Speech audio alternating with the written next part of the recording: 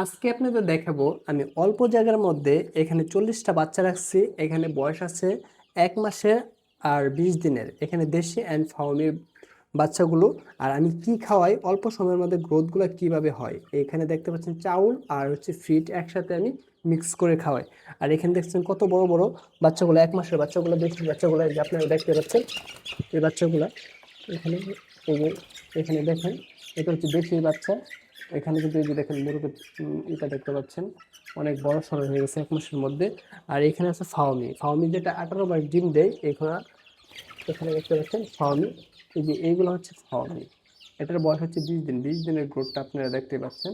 আর মশারির উপরে আমি ছাদের উপরে রাখছি। এখানে দেখছেন একটু ছোট একটা জায়গার মধ্যে 40টা বাচ্চা রাখা হয়েছে।